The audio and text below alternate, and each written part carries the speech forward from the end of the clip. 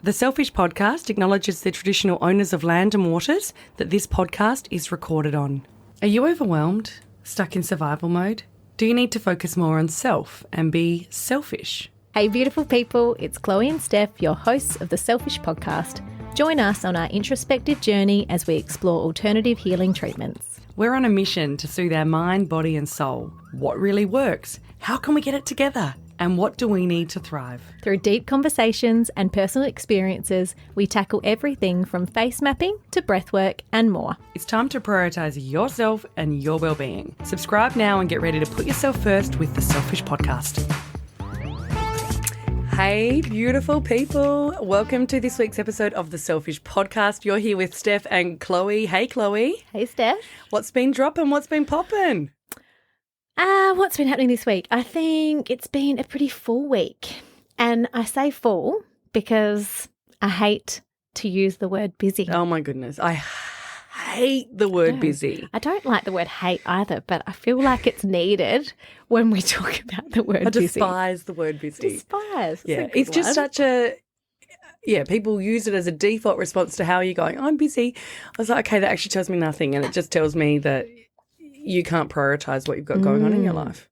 And I think too, we also as society have thought that being busy is maybe a sign that we are more successful or there is like we kind of place an importance on being busy. And for me, I'm just ready to fucking get rid of busyness. Yeah, I agree. Busy's seen as a trophy or like a sign of success. Yes, yeah. Exactly. Yeah. And so I'm ready. I think I first came across this Melissa Ambrosini. Have you heard of her before? I have, She's got a wonderful podcast and has a number of books. And I think I was reading one of her first books. I can't remember the name of it. She's got one called Comparisonitis, but it wasn't that one. It was the one previous to that. But in that, she talks about the word busy and that we just need to get rid of it. And I was like, that really resonates with me. What words do you use instead? So you said full? Full, yeah. Do you have any others? I sometimes use hectic. Like if I want to convey that there's a lot going on. Yes. And maybe that's a state of reflection of my state of mind. Things just feel a bit hectic. Yes. I think I use that a bit too, actually. Yeah. What else? I just try to not say that. Yeah. A lot going on. A lot going on. Yeah. That's a nice way to explain it too. Yeah, a lot happening at the moment. Yeah, but I'm just trying to chuck out that word busy. But so yes, the week has busyness be gone. Be gone. No more. So the week's been full? It's been full. Yeah, just like lots of work, podcasting, kids.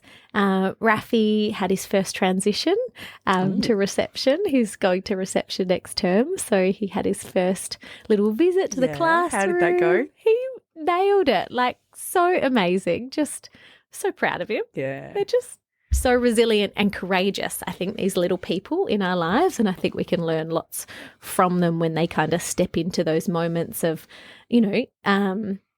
something new and different. And they just, he just smashed it. They all did. All of them. I think there's about 20 of them moving up. So that was that. And then we also had his 5th birthday. Yeah, which was a big, busy weekend with lots of reptiles, snakes, crocodiles in our house. Oh, my goodness. Goodness gracious. Yeah. That's a lot. It was a lot. Did they love it? Loved it. And how was the cake? So each year Adam and I decide, we ask the boys what cake they want. Mm-hmm. So this year Raf had asked for a snake cake. A snake cake? Yeah, but Adam did a really good job and he thought, no, we're going to make it into a cobra. Ooh. So like the head was up. Oh, wow. You have to definitely share that on our Instagram page. Yeah. He did a great job of the, I don't know what, when they flare out, the sides of their face flares out, the cobra. I don't know what that's called. But anyway, he did that and it looked really cool. Raf I just love seeing little people's faces when you bring something to them that they haven't seen before or just that awe and wonder in their face. Yeah. It's just, lights you up. So it was a beautiful, beautiful day celebrating, but it was just, very an intense week. Yeah. How about you? You're feeling better? Yeah, feeling a lot better, thank you. I feel like my voice is almost back to 100%. I think you're back. Yeah, I feel back. And it was, almost 2 weeks of really having to step back. I feel like a lot actually dropped in on those 2 weeks because I love to chat. I love to talk, as you probably know. And when you've got no voice, you can't. So you really do have to hold yourself back. And it was sort of a nice break and quite an introspective journey. I also started a new book, which I can go into a little bit later today. And I think, I feel like I have had a spiritual and soul awakening in the last few weeks. And maybe part of it is, doing this podcast, I have had to go back to the different modalities that we've used. You have to reflect a little bit more. Often I would go into something and then I would just sort of go, oh, yeah, that was good, and then go back to life. Whereas I think we're having to go, okay, actually, no, let's really reflect on it a little bit more and really sort of critically analyse it. Not that you have to critically analyse these kinds of treatments, but we are sort of holding a bit more of a mirror up to it. And then I think that's allowed me to, go a little bit deeper as to, with that reflection piece. Yeah, we're unpacking it, aren't we? And that self-reflection and kind of taking the time to kind of go, well, what did this modality do for me, and what did it do moving forward? What did it do in the specific time? Yeah. It's really quite cool, actually. Yeah. Especially when some of these things have been, a few years ago. Yeah. And then also reflecting on, okay, what do I want to do with that going forward, and how do I want to have it as part of my life? Yeah. So, the step back has been, it was hard. It's been hard not to talk, but it's also been nice just to, give yourself that space and time to rest and recover, and obviously let things drop in, which is so exciting. Yeah, very exciting too. And so tell me about this book. Oh, okay. So it is called Signs. It's by Laura Lynn Jackson, who is a psychic medium. And I suppose this is a continuation of, the journey that I started, I think it was episode 4, when we talk about our time with a psychic intuitive. And so this is a lady that I've sort of roughly followed. I heard about her on another podcast, and she's got a book called Signs that I downloaded as an audiobook, and I've actually since bought the hard copy as well, because that's how much I've loved it. Because I'm like, I need to give this to every single person in my life who has suffered, profound loss, or just a loss, and they want to connect to the other side. Beautiful. And it's made me really think about us as souls on a human journey. So, we are not just here for this life. Like, it's bigger than us. The universe is bigger than us. This life energy is bigger than us. And I think also in all the treatments, like, I've just been astounded by how they all tap into this life energy and this universal energy. And I'd never really joined those dots before, all of the different, between all the different practices. So, this book, Signs, it's about the secret language of the universe. A lot of it is about how you can better connect to the other side and how you can create your own language. Beautiful. And, they talk a lot about, your team of light on the other side. So you've got people who have crossed, who you can call upon, but then you've also got your team of light.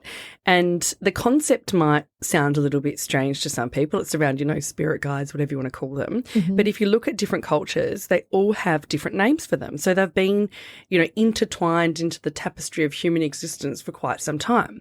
So in Christianity, they're called angels or guardian angels, and they play a prominent role in the Bible. In Hinduism, they're called sorry for the probably incorrect pronunciation, but they're called devas or divas, and they're considered heavenly beings that cannot be seen by the human eye. I think it's Deva. Deva, sorry, yeah. I think. Yeah, because divine. Yeah, Deva, Deva. yeah. But they can be detected by those who have opened their divine eye.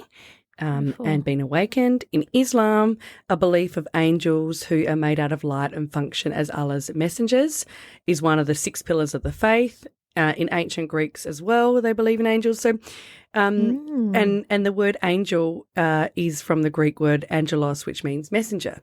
So, I mean, It's not like this is just something that's been plucked out of nowhere. Definitely if you look not. at it's as I said, intertwined into human existence, and really, it's made me think a lot more about our place in the world.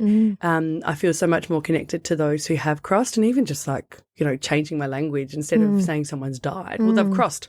They're still here. They're still here. They're just on that other side of the piece of paper. And it makes me feel, a lot closer to Arthur. I'm building up our language, which we've always had, but it's just, changing a little bit. The other day I said to him, Mummy would like a feather from what are they called? Black cockatoo, black yellow crested cockatoo. Beautiful. Hugh and I love them. They're very important birds, especially in the Indigenous culture, seen as sort of ancestors who come and visit you. And part of this book is asking for very specific signs. And I think that I was scared of doing that because I thought, well, what if I ask for a sign and I don't get it? I also think I was in a different stage of grief where I couldn't open myself up to that. But reading this, I thought, you know what, I'm going to ask for a specific sign. So I said, Arthur, Mummy would like this feather. And lo and behold, a few days later, Huey was out on a hike, and guess what he found? The feather.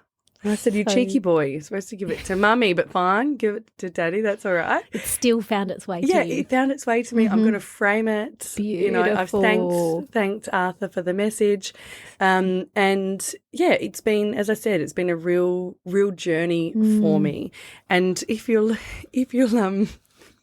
indulge me for one moment, there was a quote at the start by Henry Scott Holland. It's actually a poem. Okay. Which I just wanted to read because I think it sums up nicely that death is actually nothing at all.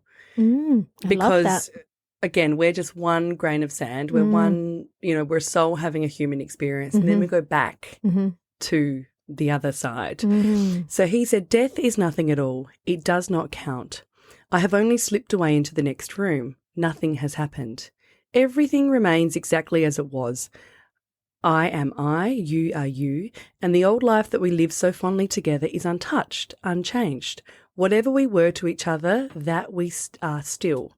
Call me by the old familiar name. Speak of me in the easy way which you always used. Put no difference into your tone.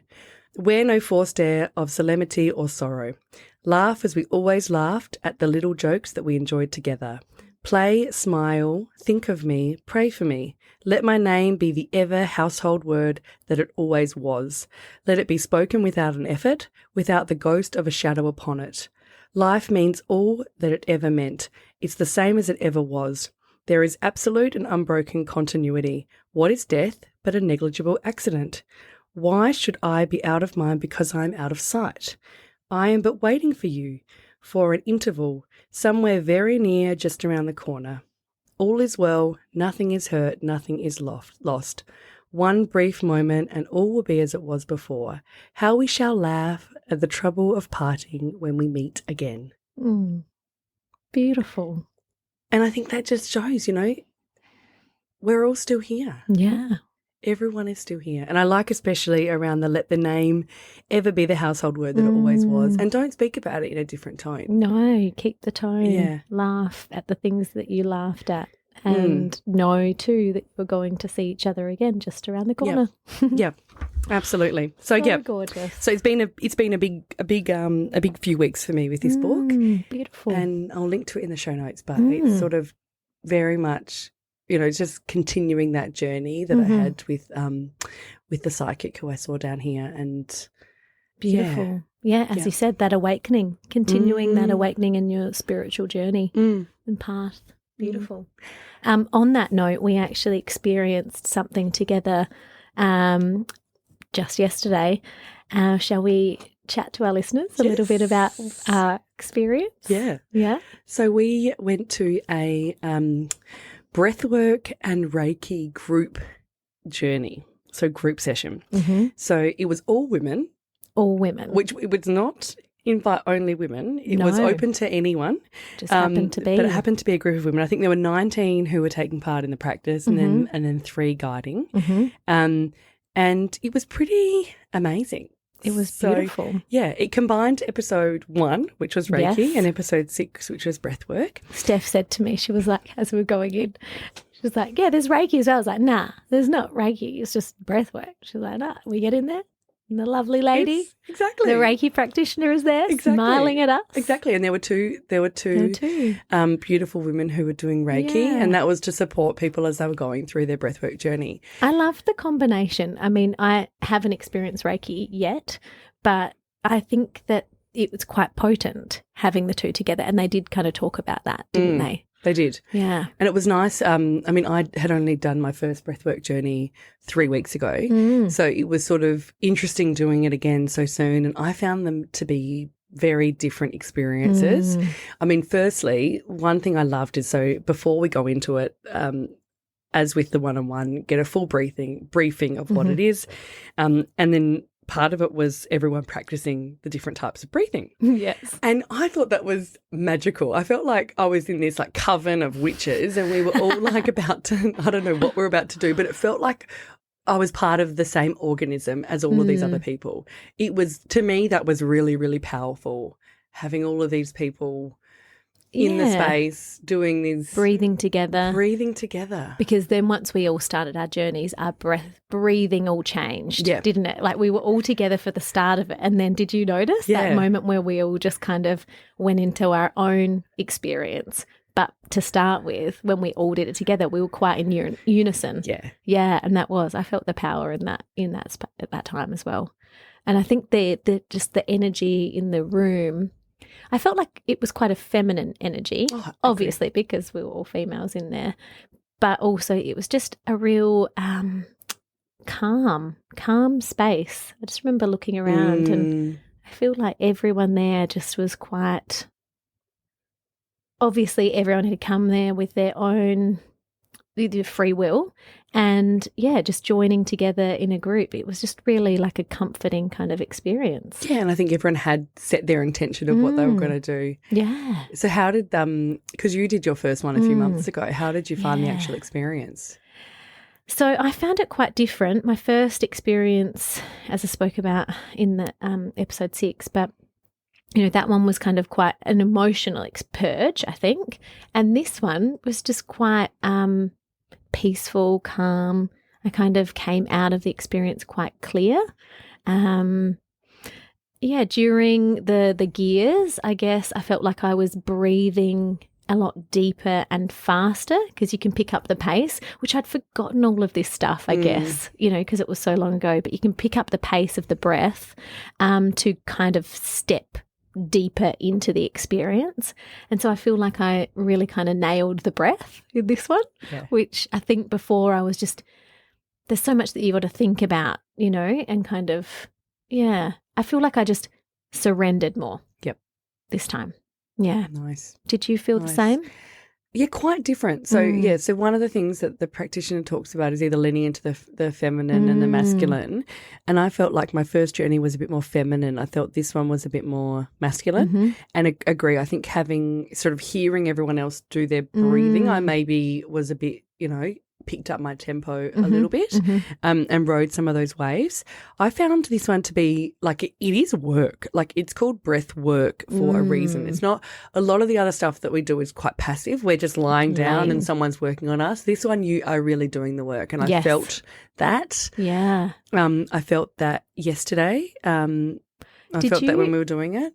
Did you do? I had felt like this one there was a bit of self-talk during the breath work in that, because you were talking about the masculine, did you find yourself like using any words that helped you get through? Well, I sort of went to, I can do this, I can do this, I can do this. Yeah. Like I just kept on sort of repeating that.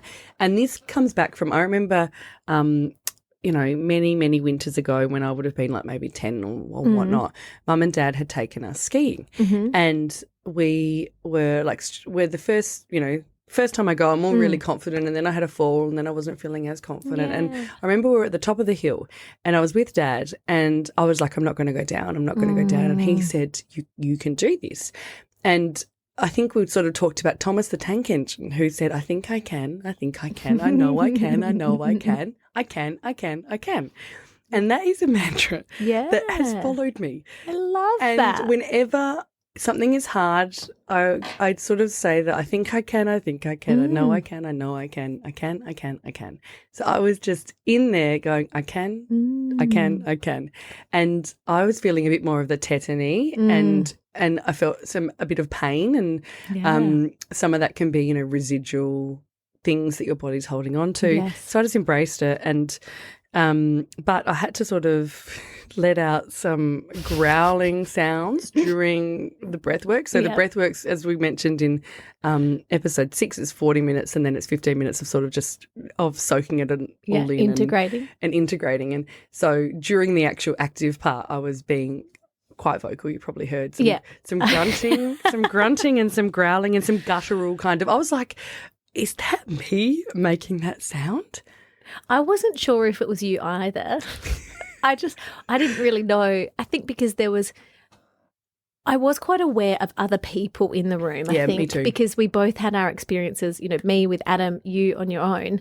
It was sometimes I found I had to really kind of come back to myself, which I think is the same in any kind of meditative practice. Yeah. Sometimes, the mind will wander. The mind You've will got to come back wander. to the breath. Yeah. And so, I heard your noises and I really liked them. You're like, is there a wild animal in this session? I really liked it. I felt it weirdly to be like kind of like grounding. I quite liked it too. I might do that a bit more. Yeah.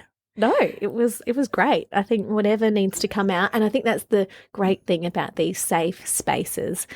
It's always whatever needs to come out can come out, and there's no judgment. Yeah, and when I did it, it did release things in my body. Yeah. So I was Well, it would have been helping with the pain, no doubt. Yeah. The tetany, I felt my arms were like maybe above my head at points, and my legs. I think I said to you after, I felt like a crab. Yeah. I've got to ask Kel You have to get what photos. was happening to me because I felt like my arms were above me and my legs were somehow I don't know, really bung leg thing going on. Anyway. Yeah, I felt like I was moving around a lot in that one.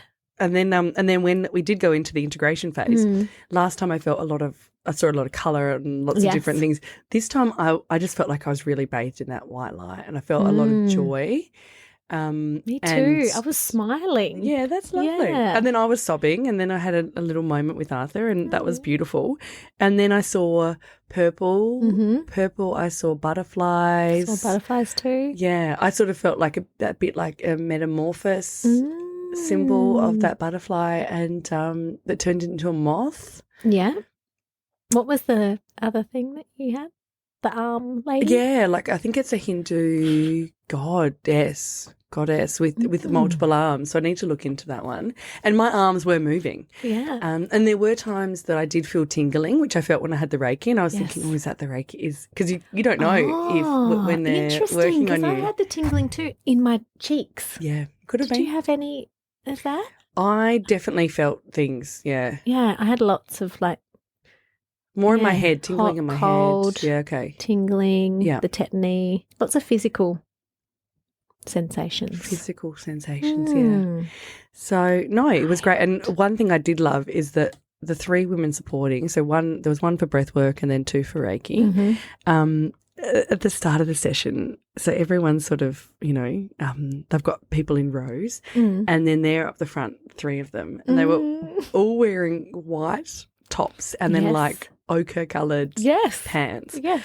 And the way they were sitting just looked like, 3 queens or, the 3 wise women. Wise women, yes. Yeah. And it was just, I was like, wow, this is that's power. Yeah. And that's powerful. Yeah. And that's, afterwards on Instagram, I saw that they sort of showed what they did before and after to support themselves. So beforehand they went and had went into the ocean. I think they did that after? And before. Oh, and before too? And before. Oh. Yeah. So before. I did see that. Yeah, before. And that is, so breathwork is also another form of that immersion therapy. Yeah. And so they did that before. Then they had some cacao, ceremonial cacao, and then they went back in the ocean afterwards to cleanse. So beautiful. I thought, wow, that's beautiful. And that's commitment too. Yeah, absolutely. But the space, they're space holders. You just held the space so beautifully for all of us. Because I got home on My husband actually, we did French toast for dinner last night. Oh my goodness. Which was so... I have not had French toast in years. It was so good because I was like, because Freddie's 10 months, almost 11 months old. So always thinking about how we can get different things into his diet. And he hadn't had eggs for a while. And I was like, we should make French toast. And then I come home and voila, we had French toast with bacon and some tomatoes. It was delicious. Amazing. Yeah, I love that. I love Actually, I got home to cook dinner too. What did you have? We had a stir fry. Lovely. Yeah, it's delicious. I think anytime someone cooks for you is like amazing. Yeah. Such very grateful. Very grateful. But I would also like to do a shout out to breakfast for dinner. Oh, yeah. I do love a breakfast for dinner. Yeah, can't go past it. Can't go past it. Nah. Especially a bit of bacon. Bit of bacon, eggs on toast, omelette. Love it. Bloody great. Love, love, love. So yeah, if when you were listening to that last little bit, you're like, oh, I want to know more about Reiki or more about breathwork. Yeah, we do have some episodes that you can tap into and have a look at. Yeah, jump back to 1 or 6 and or both. Yeah, absolutely. Do both. And reach out to us if you want any more information. Yeah. Happy to hand that over. Shall we talk about what's coming up? Yeah. In the stars? Because it is a big week this week. It is a big week. So on the 21st of June, we've got the winter solstice. And at that same point, the sun also moves into the cardinal water sign of Cancer. Oh, yeah, baby. And Steph, you are a beautiful Cancerian here. Thank you. I'm a Cancer sun. You are a Cancer sun. I'm a Cancer rising. Oh. So I have the themes or the characteristics as well. There you go. There you go. So you're growing as your sun sign. You're actually growing into your Cancer. Okay. Qualities. Yep. And as a rising for me, that is actually what people see. So they feel from me Cancer qualities. Okay. And then what's the other one? So you've got your sun, which is the month that you're like, the date that you're born. Yep. Then the rising. And then the moon. And then the moon. So where the moon was when you were born. Yeah. Yeah. Okay. Which is more of your internal kind of self. Yep. That's quite private. Yes. Yeah. Yeah. So Cancers are often known for being sensitive and emotional. Yes. So what do we need to watch out for this month? Or what should we be So the embracing? themes for this month ahead, there'll be an emphasis on the home, on domestic themes, family, and a desire to nurture self. So I think that's just beautiful. And I think for us here, in Australia, we're in winter. So it kind of makes sense for us to go inward. Cancers love the home. So just going, recharging at home, cooked meals, being around your loved ones. It's a beautiful month ahead to nurture self. Yeah, and I think in terms of the emotion of Cancer, so another new book that I have got, again, I'm just really leaning into this spiritual side. Love it. It's called Everyday Radiance. It's by astrologist to the stars, Heidi Rose Robbins, and she gives you like every day you have a zodiac inspired prompt. Wow. So for the Cancer, I won't read out the whole thing, but she said that in the month of Cancer, you should focus on sharing your emotional responses as they emerge and not stuffing down disappointment or hiding resentment. So instead of, just pushing things down, address them, acknowledge them. Yes. Don't necessarily need to address them, but acknowledge them and don't push those emotions down. Let them out. Let them out. Yeah, beautiful. I think that's a good reminder for all of us. And shall we... Before we go on, winter solstice. So my favourite day of the year because in the southern hemisphere, it is the day with the least daylight hours, and that means we can only go up from here. Towards spring.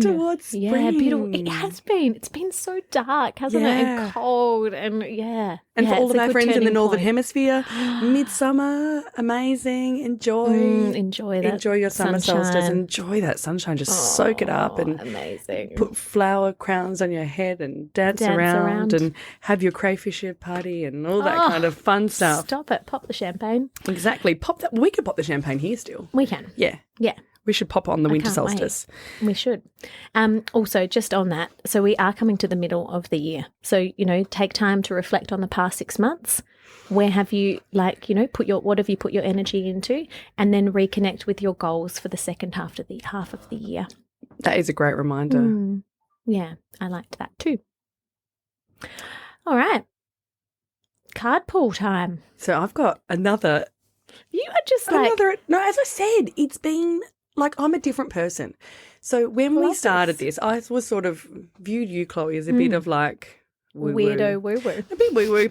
And I was just sort of coming at it from, well, I want to try other practices. And whenever I've spoken to you, you've got all of these different things. And not woo-woo in a bad way, but more, very... Just open to different things. And I've always been open and tried stuff, but I never really had embraced my inner woo-woo, which I really feel like... I love that. My woo-woo's come alive. I'm bringing out the woo-woo. You're bringing out my woo-woo. So... Please, anyone else, if I've brought out your inner woo-woo, can you please let me know, because it just lights up my soul. Well, my woo-woo is alive and growing and thriving. So it sounds so bad, doesn't it? My inner spirituality. That's right. So I have been looking for a deck of oracle cards. Yes, so when we do we either pull from an oracle card or affirmation deck. Is that what the other one's called? Yep. And tarot. And tarot.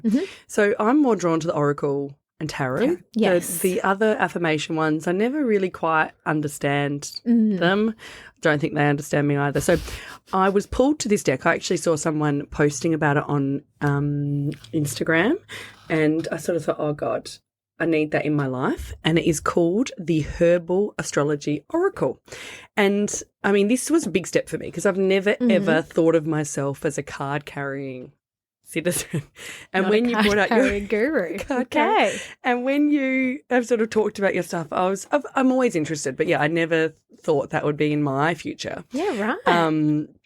So you're already sharing this with me now. This is like kind of news to me. I liked it, yeah, but I just never thought it would happen to me. So I'm glad I brought it out. Yeah, you did. You brought it out in with a real gusto, actually. A real So anyway, I do have some cards, and I thought we could maybe pull from this. Let's do it. So they haven't soaked in the full moon, but they will be soaking in the solstice. I'll tell you that. Of course. So, okay, let me have a look. What are we going to get? Shuffle, shuffle, shuffle, and knock, knock, knock. Knock, knock. All right, I'm pulling one out. Oh, okay. Oh, this is interesting. All right, so I have got Passion Flower, which is card number 43, Beautiful. which is surrender. Look at the owls there. Yeah. So Chloe did say to me, before you even, read about your card, you should actually just look at it and think what resonates with me. For me, full moon, that really resonates. There's some beautiful owls. There's all sorts of different flowers, which are passion flowers, I'm guessing.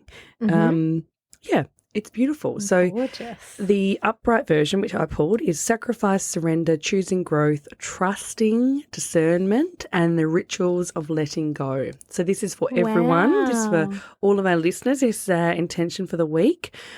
So the guidance is the passion flower symbolizes surrender, sacrifice, and the crucifixion of the ego. Passion flower resembles the need to sacrifice in order to make space and move forward. The all-seeing double-headed owl symbolizes a great understanding perceived from both sides, whether it be upside down or inside out, and bestows goddess passion flower with unseen truths as she performs rituals for letting go. So wow.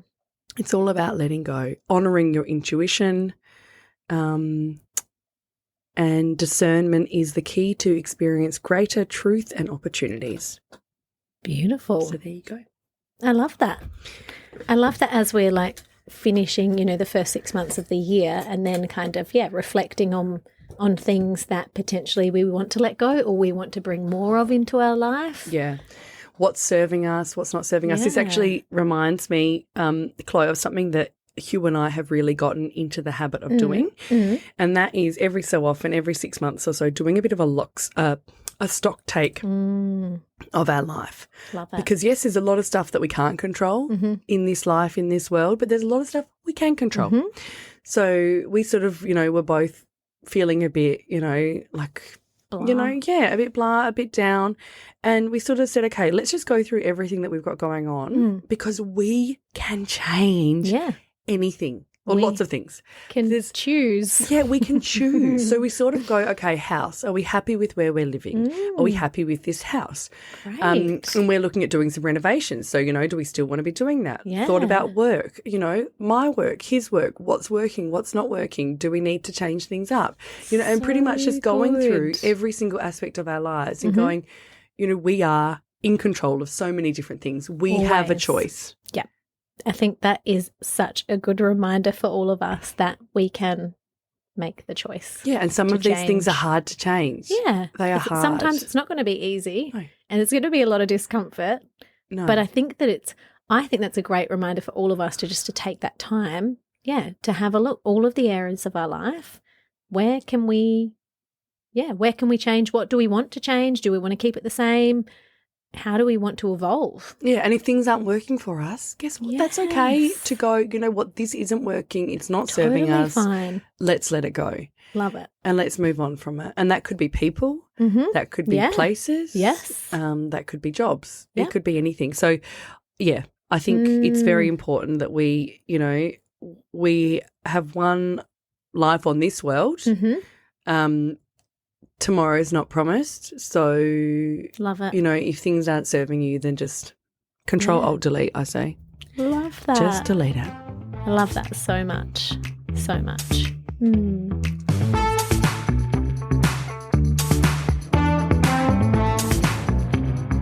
Okay, so we're going to jump into our modality for today. And today we're going to chat to you about acupuncture. So acupuncture is a traditional Chinese medicine, and it's a technique that is used for balancing the flow of energy or life force known as qi. So it's believed to flow through pathways or meridians in our body. By inserting needles into specific points along these meridians, the practitioner believes that the energy flow will then rebalance itself. So as I said, acupuncture involves the insertion of really thin needles through your skin at strategic points in your body. And a key component of traditional Chinese medicine, acupuncture is most commonly used to treat pain, but also improve overall wellness and includes potentially a reduction of stress. So it can help with stress management as well. So, Steph, you have had a number of sessions with a wonderful acupuncturist. Tell us about your experience and why this modality? Yeah, so I've always been drawn to acupuncture. I'm not sure why, but I always sort of thought, I want to give that a little bit of a go and get involved with that a little bit more. So I first tried it when I was living in Singapore, which is just like amazing in terms of exploring different alternative treatments because over there it's not alternative. It's part of, it's ingrained in your health. So that's what I loved about living there. It wasn't like, okay, we've got the traditional medicine and then we've got this medicine. It's like it's all together. And everyone, like when I was talking to people in my team and I had something wrong with me, they would always offer, where you could do this or you could try this, which is, touching this pressure point or using this essence or whatnot. So it's very holistic. It's very whole over there, which I love because it's definitely marrying the traditional medicine with the other with medicine. The Western. Yeah. So first tried it when I was living in Singapore. I just found this TCM practice that someone had recommended. And when I went in there, the lady who I saw, her name was Junding, could not speak a word of English. Wow. So it was sort of like I didn't have any specific pains. I think I had a bit of tightness in my hips and my knees, which is always, and I was running quite a bit when I was over there. So I was like, they were, I was just pointing to them and whatnot. And like a massage, I lay front forward on the bed. On your back? So, front forward, not on my face.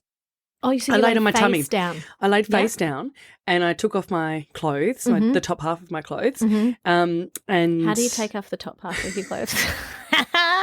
I took off my bra and my top, and was lying down and, lying on my face. And then she put a whole bunch of needles in all over the place and then did a little bit of manipulation, a bit of massage afterwards. And it was very much just verbally communicating because we had no shared language. Yeah, so you were just using sounds. We did have a shared language. We had the shared language of making sounds. Yeah. And sounds. So that I really quite enjoyed that and the whole experience that came with it. And so then when I was back in Australia, I hadn't done acupuncture for ages. I decided to add it into my regime. Yes. When I was looking to become pregnant with now Freddie.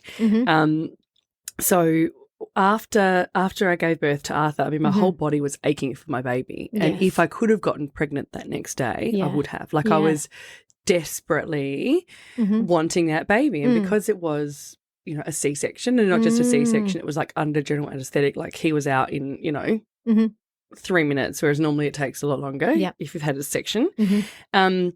And so there's things, that needs to heal. That's been cutting through multiple layers of muscle, of tissue, of this, of that. If it was a vaginal birth, definitely could have gotten pregnant sooner, but they said at least 9 months. Yeah. At least 9 months. Yep. And this is not medical advice for anyone out there. This is just what I was given with my obstetrician. They told me that as well. Yeah. And I was like, no, 3 months. And she's like, this is not a negotiation, Steph. And I said, okay, 6 months. And she said, this is not a negotiation. Your body needs to heal. Yeah. Your body needs to heal. But also I'm glad that I got pregnant at 8 months. So we agreed that 8 months was okay. She said, fine, I'll give you 8. And I was like, good, okay. I've got 1 month back. And that was the longest 8 months, which I thought was the longest 8 months. Then the pregnancy, my God. Yes. That was the hardest thing I've ever done. That would have been. It was so hard. And hard and not even the right word to describe it. Yeah.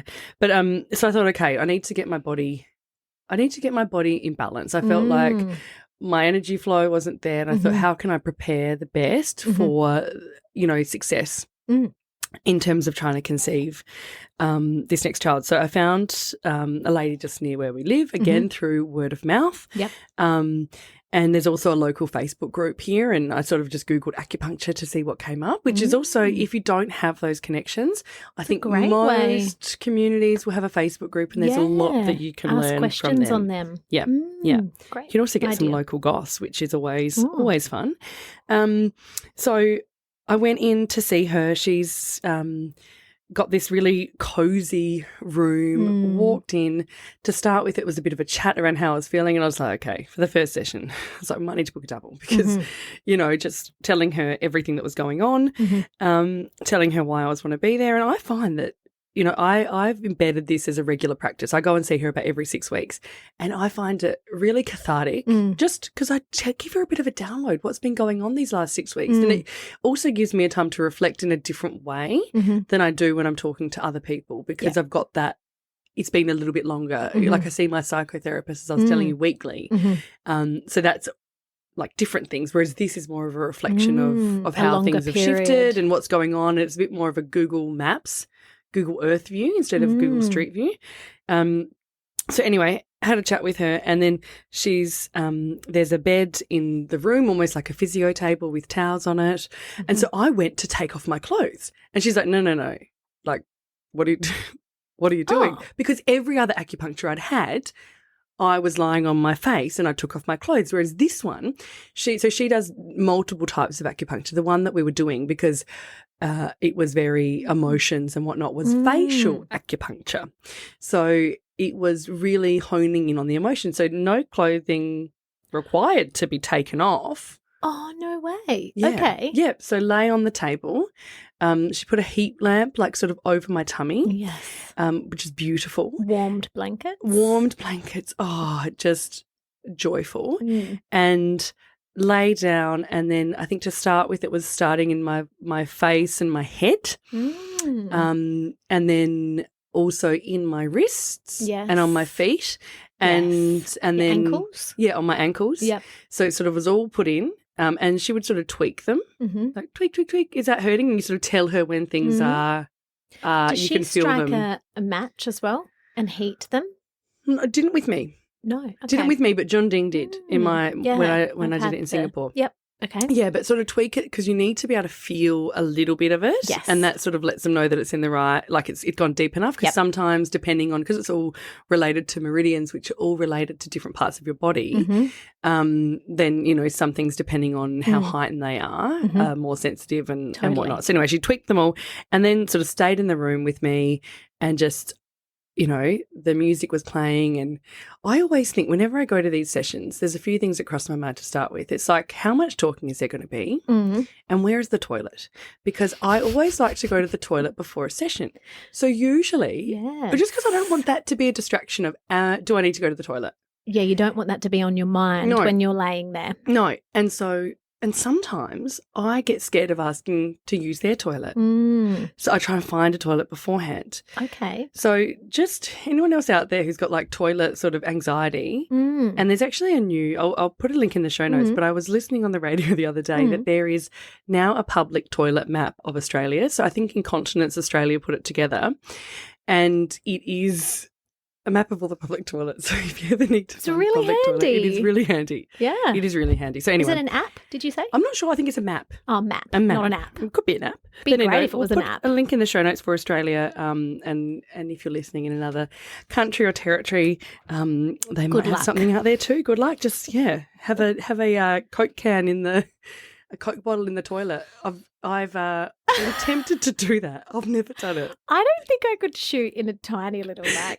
Seriously. No. Is that how you meant to do it? That seems... No, I couldn't do that either, but I've been so tempted to buy like a shiwi. Yeah. It's sort of like a reverse funnel that just helps you go to the toilet in, you know, because females it's trickier. We can't just whip it out and do it on the side of the road. Guys have it easy, don't they? They really do. They really do. Anyway, I suppose just wanting to empower people out there that we are going there. We're going to see these professionals, but we can ask for the toilet, and we can also ask, you know, is there going to be talking? Is there not going to be talking?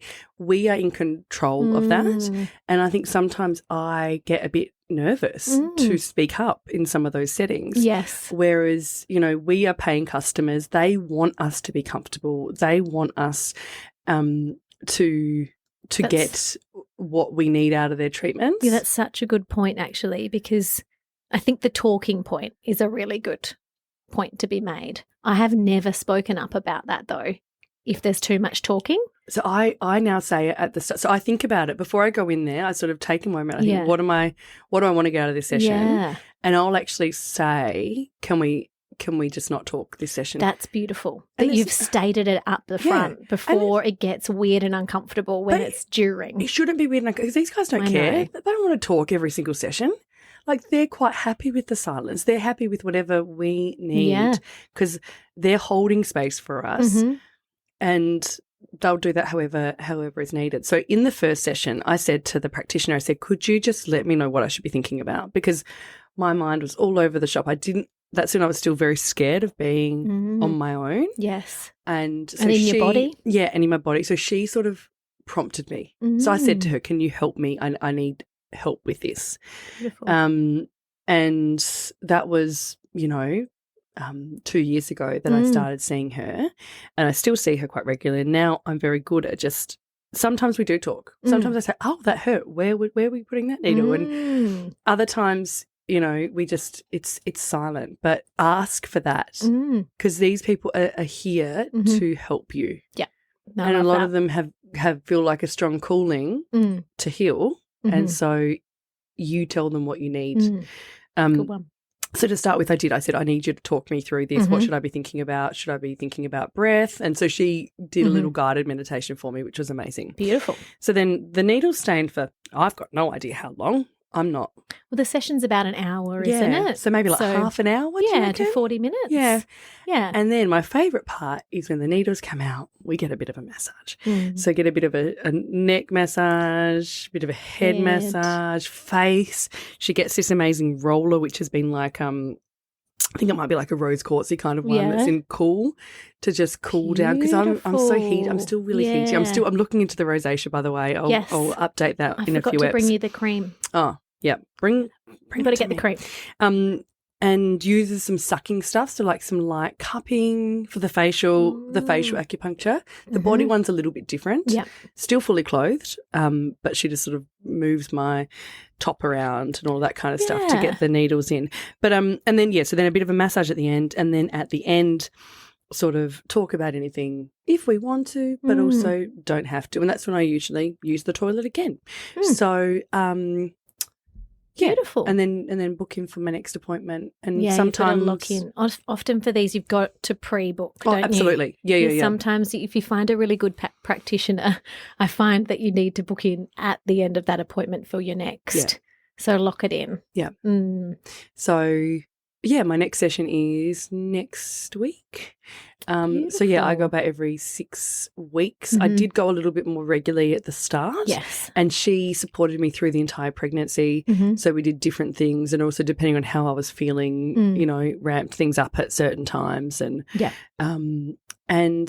just been I feel like it supports me in a way that balances me. So when I haven't done acupuncture, I do feel it. So you feel like your energy, would you say, like your chi, your life force just feels a bit out of flow? Yeah, I just feel more grounded. I feel more balanced. I feel like I can be a bit more resilient. I don't really feel anything during the session. I mean, sometimes some of the needles hurt a little bit more, but usually it's just I feel relaxed. Yes. But it's not like I can feel, past lives coming through. Like it's not like that. It's very different to some of the other stuff that we've tried. Yes. But it is also very passive. I can just lie there and it's meditative. and just let her know what's going on, and my tongue tells the story my tongue wants to tell. Tongues are fascinating, aren't they? So awesome. So about an hour. I like to keep a little bit of space afterwards, just so I can not go straight back to a work call if I'm doing it in the middle of the day. Yeah. And water. Yes, so much water. Definitely. And you've tried it, Chloe? I have, yeah. Not for a couple of years now, but I did in the lead up, same, likewise for my firstborn. I was going, I think, monthly at that point in time, just to help, prep the body for the birth. And I actually did have to try. So Steph and I have seen the same therapist again, and it's such a warm, inviting, nurturing environment, dark, dim lights, like just, I don't know. I think when you find that right acupuncturist healer, it's just that you just have that sense of calm when you walk into their space.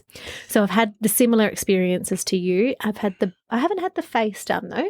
So, I mean, sometimes she'll put things in between my eyebrows and my ears. Yeah. Would be another place. But I've had stuff done. I think maybe it was like when we were trying to get pregnant, she'd do something on my tummy. Okay. So I feel like I've had my top off in there before. Okay. Yeah. I don't know. Maybe top up, maybe just like you rolled it up a little bit. Who knows? Maybe you have my bra on. I think she'll just do whatever needs done. Just whatever. Yeah, whatever you need to be done. If I need to get my clothes off, I get my clothes off. It's okay. I was so keen to take my kid off. Sounds like you were happy to, Let me take it off. Get me naked. She's like, put it back on. Leave it on. But then an interesting experience. So I've seen that practitioner, and then I have seen another one in Adelaide because with Raf, my firstborn, I had to go on bed rest. And so I was birthing in Adelaide. And so my what's the doctor called? Obstetrician. Obstetrician, thank you. Obstetrician said you can't go back to home because you're too far from the hospital, so you had to stay in Adelaide. Anyway, I saw another acupuncturist in Adelaide, and it was a vastly different experience to the beautiful practitioner that we see. And it was like a very white, stark room, very clinical. And so she then just came in and popped the needles in and then left the room. I'm sure many people have had that experience as well, but it just felt cold, and I love the nurturing that comes with a lot of these, a lot of practitioners, bring that nurturing side of things. And for me, that's what I need.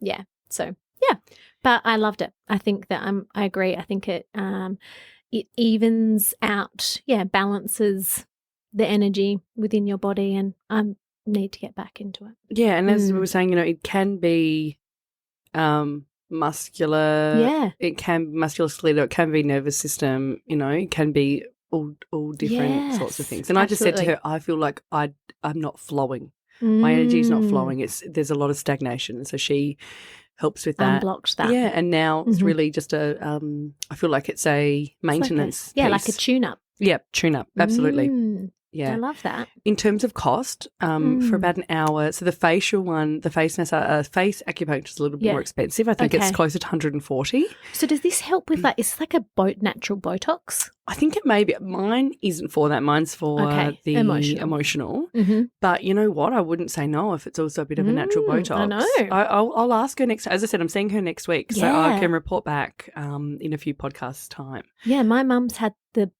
the natural Botox. And I wonder if it's similar spots. So you could be getting double whammy. Oh, that would be great. Yeah. Yeah. Oh, I would love that. Ask about that. I will. I'll definitely will ask about that.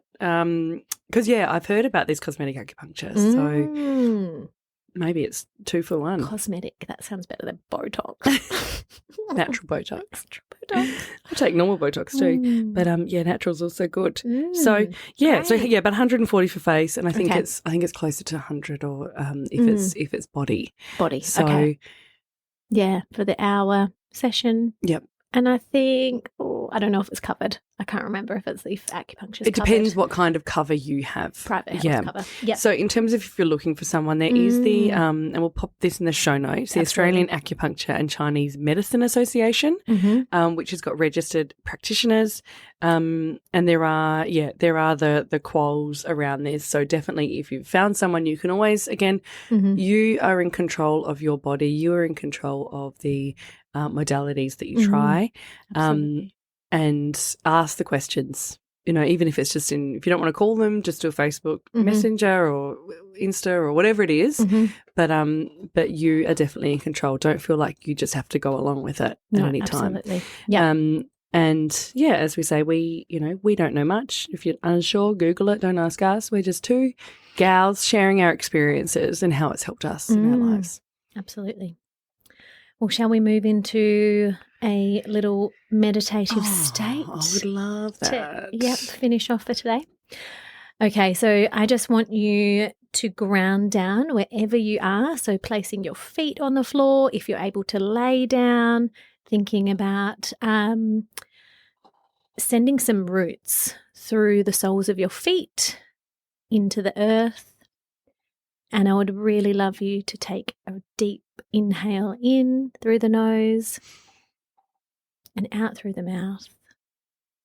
On your next inhale, I want you to inhale peace, a sense of peace. And exhale anything that no longer serves you. Inhale love. And exhale the things that you need to let go. Inhale joy. And let go anything that is no longer for you. Wishing you all a beautiful week ahead. We hope you've enjoyed our episode about acupuncture. Have an awesome week ahead. We love you guys. Love you. Bye. Ciao.